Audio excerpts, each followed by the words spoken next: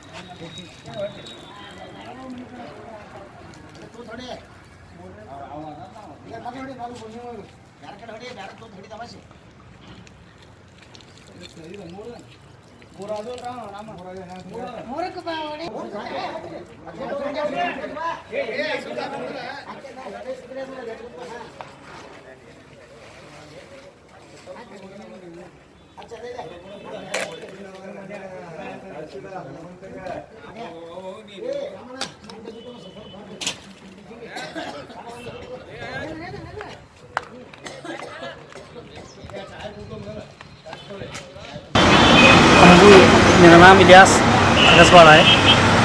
अंबुजी वालीकर बोल वो हमारे कने लेबर काम करता था। उन्हें हमारे कने 30 बरस से था और 2.5 महीने से उन्हें बीमार पड़ा था। इधर उधर दवाखाने को टिका को उसको बहुत बचाने की कोशिश किया। वो आज डेड हो गया। आज उसका हमें अंतिम संस्कार उनके मुताबिक पूरे लोगों को जमा कर पूरा कर दिया। 30 साल से था हमारे कने। क्या करते थे आपके पास? वो हमारे पास रूम बना के थे, वो पतरे का। हमारे दरगाहें मन खतरी दरगाह बोल के, वो हमारी जगह में शर्ट मारने की था और अपना पे लेबर काम कर कर आके खा के सोता था। तो ज़रा बहुत अच्छी तरह मोहब्बत हमारी उनकी होने के बाद इधर इधर बहुत हमारे बच्चे को भी लगा लिया था उन्हें। इसीलिए ज़्यादा मोहब्बत होने के बाद मैं उसे बहुत धड़पड़ा। 2.5 महीने से इधर उधर सिविल हॉस्पिटल और प्राइवेट हॉस्पिटल में दिखाया, उसमें दिखाने पर भी वो बच नहीं पाया। डेड होने के बाद उसका अंतिम संस्कार उनके लोगों को, उनका भाई था एक छोटा, उसको बुलाया और थोड़े हमारे दोस्त थे घर गाँव के, बुलाकर उनका अंतिम संस्कार करके उनका पूरा ये कर दिया। क्या प्रॉब्लम क्या था? उन्हें थोड़ा बहुत पीता था, ड्रिंकिंग करता था, वो लिवर फॉल्ट था। आपका नाम? मोहम्मद इलियास अब्दुल लतीफ़ अगरवाल। यह है हिंदुस्तान जहां धर्म नहीं देखा जाता, इसीलिए हिंदुस्तान को सेकुलर मुल्क कहा जाता है। अगर देखी जाती है तो सिर्फ इंसानियत। आज ये लोग ऐसे राजनेता जो हिंदू मुसलमानों को बांटने की साजिशें करते रहते हैं, इन लोगों के गाल पर यह सबसे बड़ा तमाचा है।